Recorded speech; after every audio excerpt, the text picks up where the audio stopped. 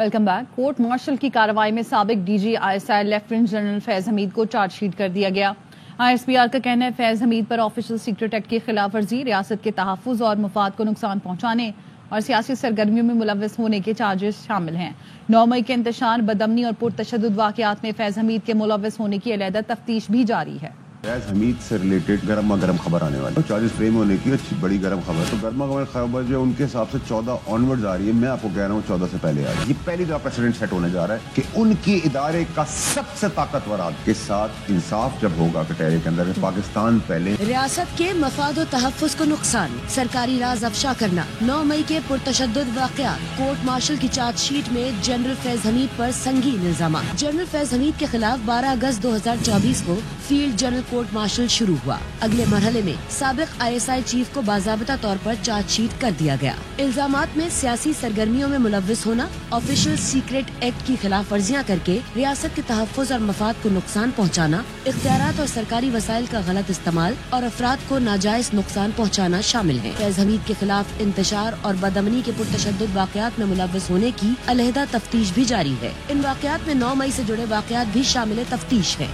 پرتشدد واقعات میں مضموم سیاسی عناصر کی ایما اور ملی بھگت بھی شامل تفتیش ہے۔ ISPR کا کہنا ہے field general court marshal K دوران لیفٹیننٹ جنرل فیض حمید کو قانون کے مطابق تمام حقوق فراہم کیے جا رہے ہیں۔ یہ پہلی دفعہ پریسیڈنٹ سیٹ ہونے جا رہا ہے کہ ان کے ادارے کا سب سے طاقتور آدمی کے ساتھ انصاف جب ہوگا کٹہرے کے اندر، پاکستان پہلے۔ دعا کریں سزائے موت نہ ہو، عمر قید ہو جائے۔ بانی PTI کے خلاف فیض حمید شواہد اور گواہیاں دے چکے ہیں۔ سینیٹر فیصل واڈا کی پروگرام 11th آور میں گفتگو، سوال کے جواب میں بولے میں فیض حمید اور بانی PTI دونوں کی بات کر رہا ہوں۔ ارشد شریف کا کیس بھی ابھی باقی ہے، بانی PTI کے ساتھ اور بھی کئی لوگ زد میں آئیں گے، ابھی بہت کچھ ہونا ہے۔ کیے تھے فیض حمید صاحب نے، اس کو کمپائل کر کے اس کا فائنل سٹیج ہو گیا۔ اب جو جرائم باقی ہیں ان کے اوپر انویسٹیگیشن ہو رہی ہے، وہ بھی کمپائل ہو کے ایک جگہ پہ آ جائیں گے۔ تو ابھی بہت کچھ ہونا ہے۔ اب صرف دعا یہ ہے کہ سزائے موت نہ ہو، عمر قید سزا ہو۔ آپ کس کے لیے کہہ رہے ہیں؟ فیض صاحب کے لیے، خان صاحب کے لیے کہ سزائے موت نہ ہو، عمر قید ہو جائے؟ میں دونوں کے لیے کہہ رہا ہوں۔ شاور کے اوپر سب سے پہلے تنصیبات تھی فوج کی، جس میں احتجاج کیا تھا PTI نے، اور اس میں بھی کور کمانڈر پشاور فیض حمید صاحب تھے۔ ویسے بھی لیفٹیننٹ جنرل بریگیڈیئر بھی بلا ہوتی ہے، لیکن فیض حمید کو اتنی بڑی بلا بنی کیونکہ پرائم منسٹری کی پشت پناہی ان کو حاصل تھی۔ صرف فیض حمید نہیں آئے گا، دیگر بھی آئیں گے۔ بگوڑا جو ہے مراد سعید، وہ کیوں بھاگا ہوا؟ اس طوطے کے اندر کس کی جان پھنسی ہوئی ہے؟ وہ بگوڑا مفروض جو ہے حماد اظہر، وہ کیوں بھاگا ہوا ہے؟ میں جب جاؤں گا تو یہ پیغام نہیں، میں ان کو کنونس بھی کر لوں گا، ان کو بتا بھی دوں گا، اور اس کا رزلٹ بھی آپ لوگ دیکھ لیں گے انشاءاللہ۔ تو کن ممالک میں جا رہے ہیں سر؟ یہ تو میں آپ کو وقت سے پہلے نہیں بتاتا۔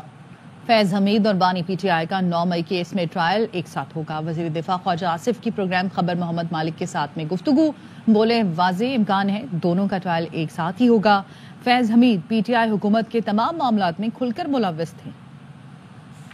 مس لیڈ عمران خان آلسو، یہ پاسبلٹی نہیں ہے؟ وہ پنجابی میں کہتے ہیں نا کہ ایڈی بھی بولی نہیں گی، عمران خان کو ایڈی بھی بولی نہیں سی۔ جنرل فیض حمید اور عمران خان کا آگے اکٹھے ٹرائل ہو سکتا ہے May 9 کے سلسلے میں؟ It is a possibility.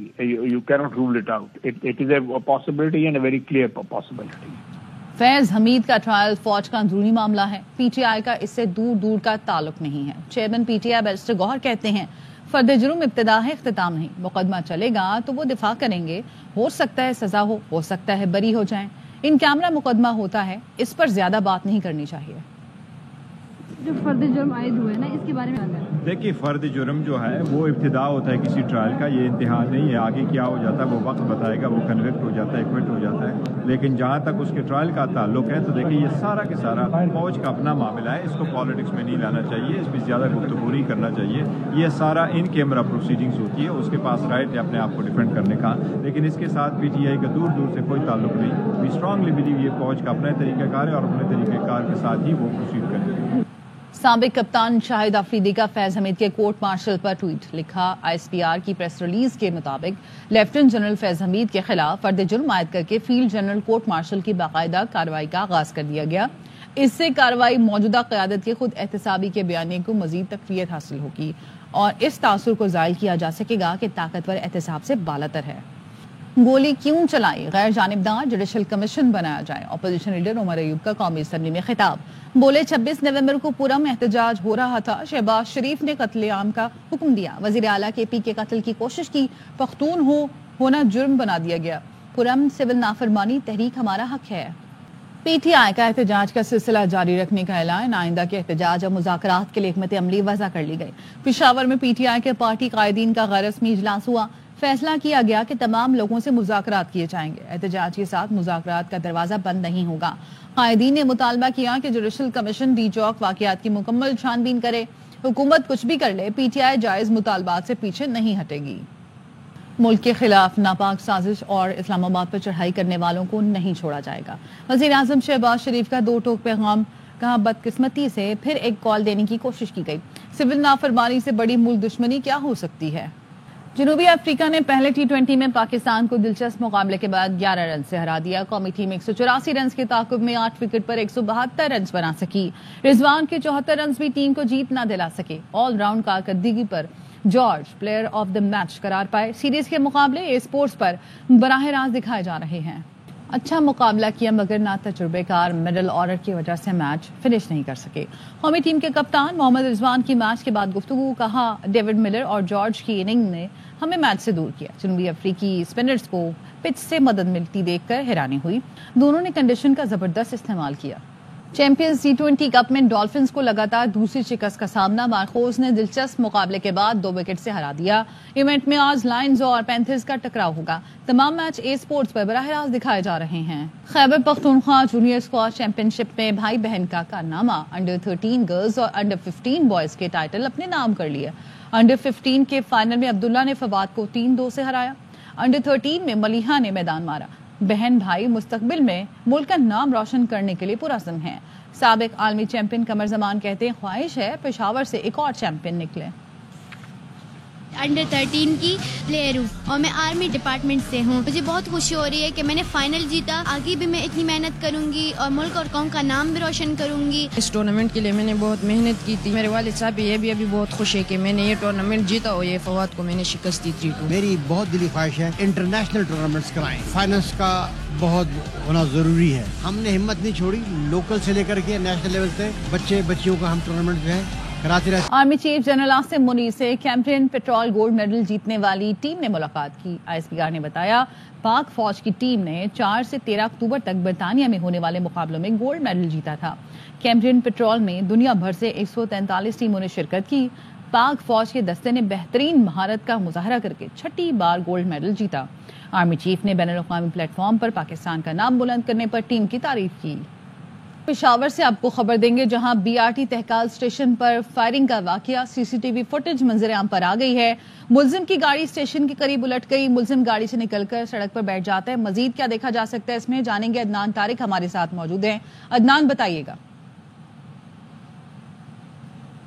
2 روز پہلے ہونے والے واقعے کی پہلی CCTV فوٹیج جو ہے وہ حاصل کر لی گئی ہے۔ فوٹیج کے مطابق دیکھا جا سکتا ہے کہ ملزم کی گاڑی اسٹیشن کے قریب الٹ جاتی ہے۔ فوٹیج کے مطابق گاڑی الٹنے کے بعد ملزم گاڑی سے نکل کر سڑک پر بیٹھتا ہے اور ملزم کی مدد کرنے والے دیگر لوگ آ جاتے ہیں۔ ملزم نے کچھ دیر BRT اسٹیشن پر لگے شیشوں پر جو ہے وہ وہاں رکنے کے بعد جو ہے فائرنگ شروع کر دی۔ ملزم کا ساتھی اس سے اسلحہ لے کر گاڑی کی طرف لے جانے کی کوشش کرتا ہے۔ ابتدائی طور پر معلوم ہوتا ہے کہ مبینہ طور پر جو گاڑی میں سوار شخص تھا وہ نشے کی حالت میں تھا۔ پولیس گاڑی الٹنے کے بعد جو ہے موقع پر پہنچی اور اب تک جو ہے تفتیش کا عمل جو ہے وہ شروع ہے۔ جی ٹھیک ہے، بہت شکریہ آپ کا۔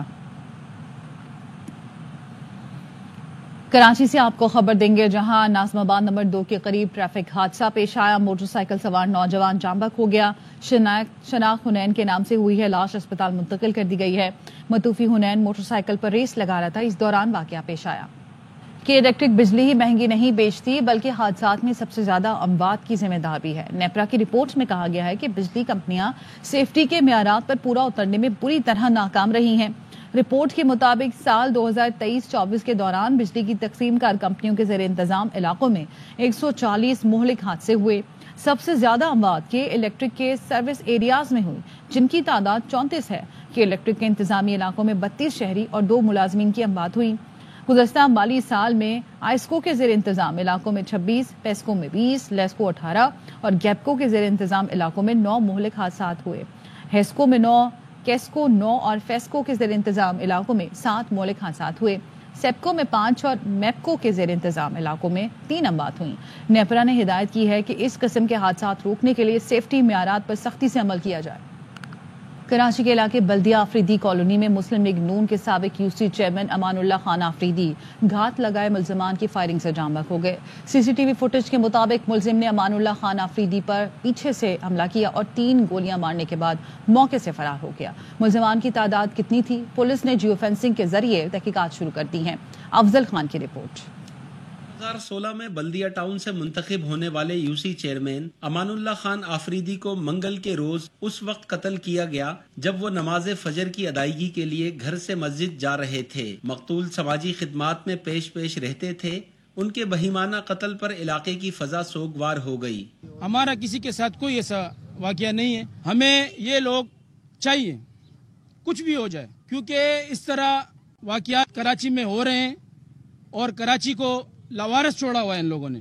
एसएसपी केमारी कैप्टन रिटायर्ड फैजान अली के मुताबिक कत्ल में 30 बोर पिस्तौल इस्तेमाल हुआ है।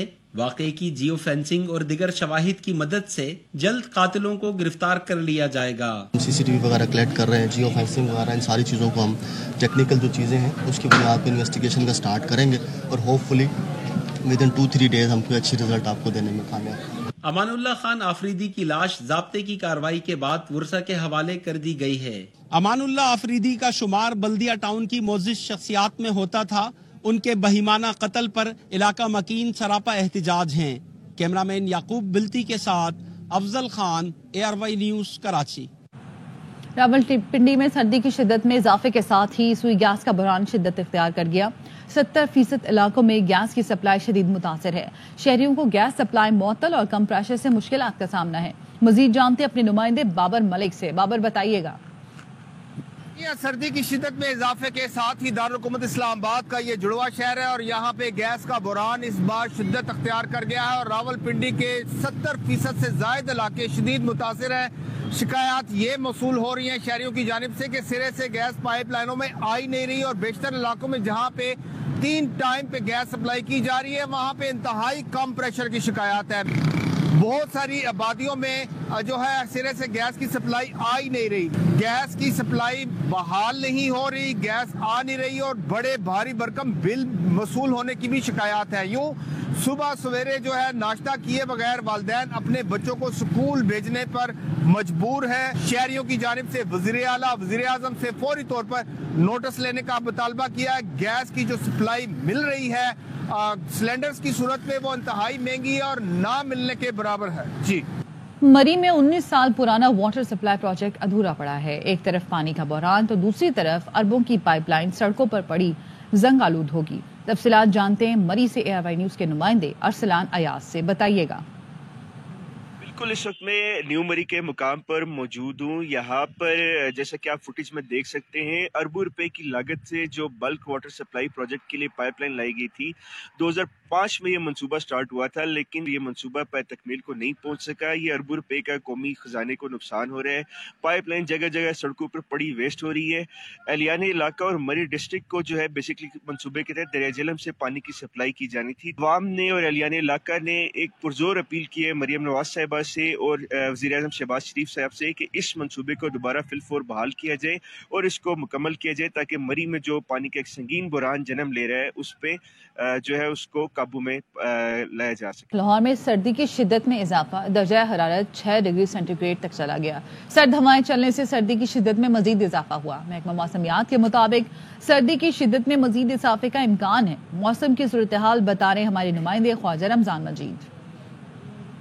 जी बिल्कुल, लाहौर में पंजाब भर में सर्दी की शिद्दत में इजाफा हो चुका है। गुज़श्ता 2-3 रोज से शहर में सर्द हवाएं चल रही हैं। ठंडी हवाएं चलने से सर्दी की शिद्दत में मज़ीद इजाफा हुआ है। शहर का जो दर्जा हरारत है वो इस वक्त 6 डिग्री सेंटीग्रेड रिकॉर्ड किया गया है। दूसरी जानब शहर में धुंध और स्मोक में वाज़ा तौर पर कमी आ चुकी है।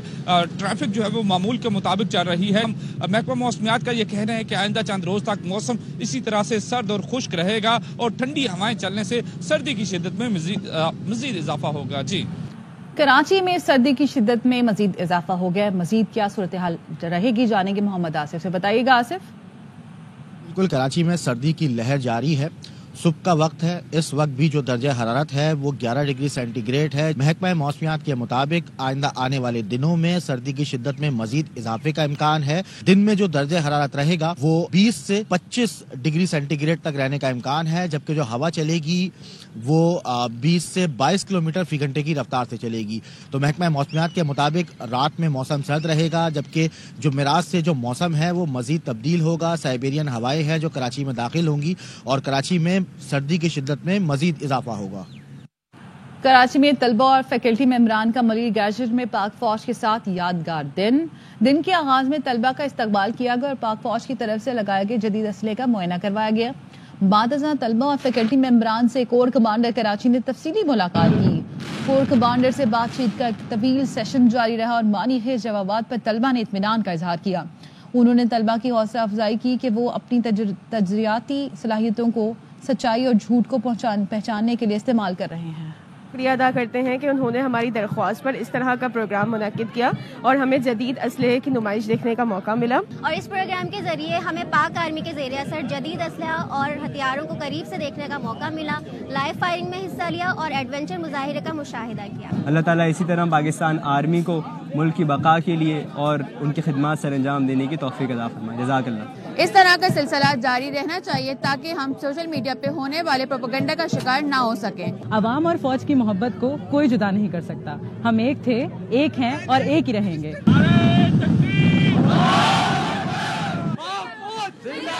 پاکستان زندہ باد۔ اس کے ساتھ ہی نیوز بلیٹن سے فی الوقت اتنا ہی۔ مزید خبروں اور اپڈیٹس کے لیے دیکھتے رہیے ARY نیوز۔